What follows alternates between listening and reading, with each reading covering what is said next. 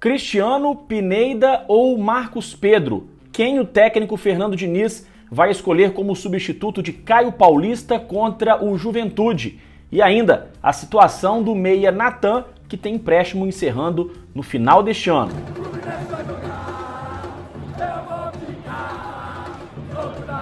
Olá para você que acompanha o nosso canal, seja muito bem-vindo. Eu sou o Rodrigo Dias, sou jornalista, torcedor do Fluminense, e esse é o canal Ligados no Flu. Obrigado pela sua presença. Se você não é inscrito ainda, se inscreva no nosso canal, deixe o seu comentário, deixe a sua opinião, principalmente, e nos ajude a continuar crescendo. Cada vez mais pessoas vão se juntando a todos nós. Meus amigos, vamos começar então esse bate-papo falando do Natan, notícia fresquinha. Saiu agora no final da tarde no portal Fala Galo da torcida do Atlético Mineiro que o Fluminense não deve exercer a opção de compra, o direito de compra pelo meia Natan, que marcou um gol no Fla-Flu no último domingo. Segundo o portal, o Fluminense pagou R$1 milhão pelo empréstimo do jogador, que tem o passe fixado em 5 milhões de euros, algo em torno de 25 milhões de reais. O Fluminense dificilmente teria condições de arcar com um valor tão alto. A opção seria o Fluminense fazer uma negociação com o Atlético para diminuir o valor, mas a prorrogação do empréstimo dificilmente aconteceria. O Natan, que fez 3 gols na temporada até agora, ele é reserva, entra eventualmente no time, marcou um gol contra o Cruzeiro na Copa do Brasil, fez um golaço de falta contra o Curitiba, na vitória por 5-2 do Fluminense, e marcou o gol no Fla-Flu no último domingo, gol de cabeça que sacramentou a vitória do Fluminense sobre o nosso rival. 5 milhões de euros é o passe, o valor do passe do Natan, se o Fluminense quiser ficar com o jogador no final do ano. Essa é a nossa primeira informação.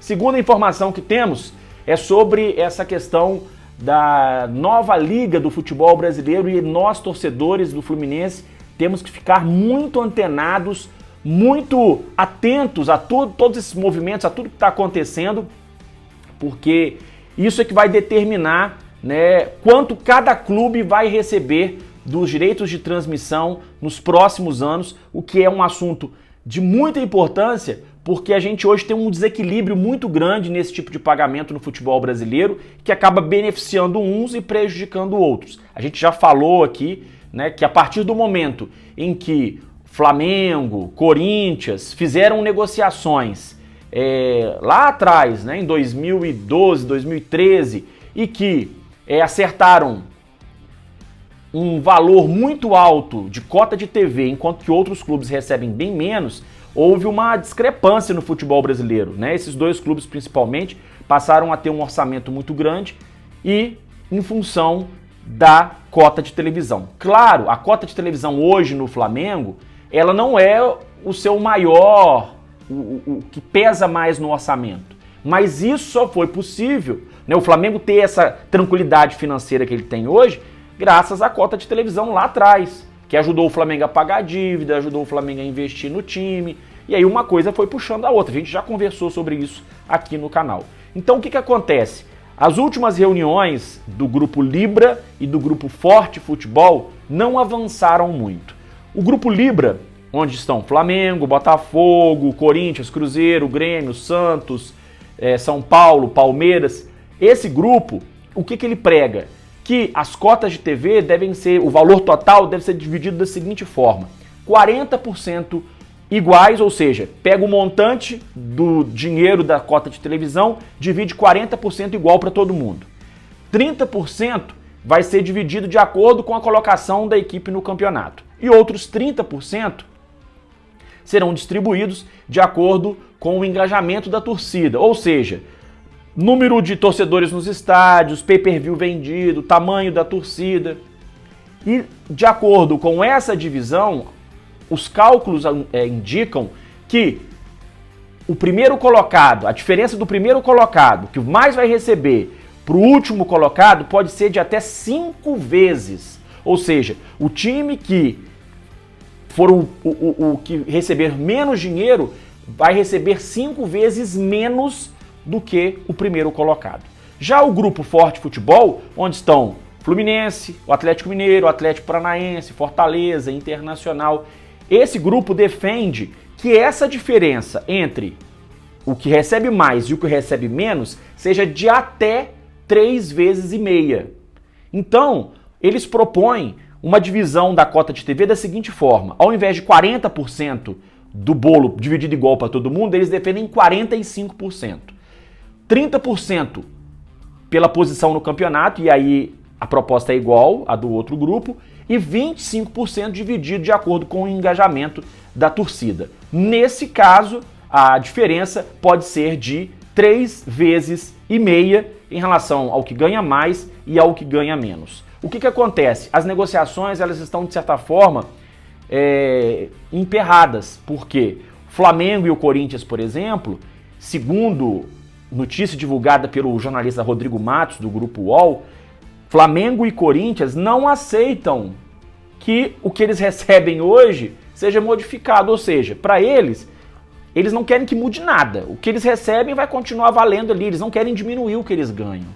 Então, ou seja, né, querem continuar ganhando mais do que todo mundo. Provavelmente vão ganhar mais mesmo, por causa da questão da torcida e tudo mais. A posição no campeonato, que eles estão sempre ali disputando as primeiras posições, ok. Mas eles não querem receber menos do que recebem hoje. Então isso é um dificultador. As negociações continuam emperradas, continuam avançando muito devagar, mas esse é um assunto que todo torcedor, não só do Fluminense, todo torcedor de todos os clubes, ele tem que ficar atento, tem que prestar muita atenção, porque é essa discussão agora que vai definir lá na frente quanto que cada clube vai receber. E aí depois chegar lá na frente e dizer, o time A recebe muito mais que o time B, aí não adianta reclamar, né? Essa definição, ela tem que acontecer agora, e os torcedores, né, eles têm que acompanhar isso e, se for o caso, né, se manifestar, dar a sua opinião de alguma forma, que seja nas redes sociais, mas o torcedor tem que ficar atento para que amanhã ou depois o seu clube não seja prejudicado nessa negociação aí que vai definir o futuro dos direitos de transmissão aqui no Brasil. Bom, vamos falar então do Fluminense. O Fluminense que no próximo jogo contra o Juventude, quarta que vem, 7 da noite no Maracanã, o Fluminense vai estrear finalmente o seu novo uniforme, o uniforme Grená. O Fluminense que deve inclusive já fechar nos próximos dias ou nas próximas semanas a renovação do contrato com a fornecedora de material esportivo, a Umbro. O contrato termina no final de 2022, o Fluminense está negociando a prorrogação desse contrato e pede para que os valores que são pagos hoje, né, melhorem um pouco. A Umbro, que divulgou dados aí de que o Fluminense, no primeiro semestre desse ano, vendeu 87% de camisas oficiais a mais do que no mesmo período do ano passado. Então esse acordo deve ser prorrogado por mais um tempo aí, um contrato que termina em dezembro. Sobre esse jogo do Fluminense e Juventude, a última parcial divulgada, em torno de 14 mil ingressos vendidos para Fluminense e Juventude na próxima quarta-feira no Maracanã. Antes da gente falar sobre a questão da lateral esquerda, vamos só fazer aqui uma observação sobre um vídeo que eu trouxe ontem, uma informação que eu trouxe do Jorge Nicola, do jornalista Jorge Nicola, sobre a negociação envolvendo o lateral esquerdo Reinaldo. Os empresários do jogador, né, a empresa que agencia o Reinaldo, garante que não há nenhuma negociação com o Fluminense e negou toda essa informação aí de que há uma negociação envolvendo o Reinaldo e o Fluminense. Essa é a posição dos empresários do jogador. Bom, eu queria só lembrar, não estou dizendo que é o mesmo caso, mas só a nível de informação, o Jorge Nicola, eu queria lembrar que naquela questão do Nonato, na véspera do jogo contra o Corinthians, o Jorge Nicola soltou a notícia de que o Nonato poderia ir embora para o futebol da Bulgária. Na época, ninguém confirmou a história. Dias depois, a história foi confirmada e o Nonato foi embora para o futebol da Bulgária. Então, os empresários negam, então, que haja uma negociação com o Fluminense. Vamos aguardar os próximos capítulos aí dessa história. Lembrando que o Reinaldo já pode assinar um pré-contrato com qualquer clube, porque o contrato dele com o São Paulo termina em dezembro deste ano. E agora sim, para a gente terminar, o assunto lateral esquerda do Fluminense. Caio Paulista foi expulso no jogo contra o Flamengo, e aí o Fernando Diniz, ele até então tinha duas opções, uma seria o Cristiano e a outra o Pineda. Só que agora ele tem mais uma opção, que é o Marcos Pedro,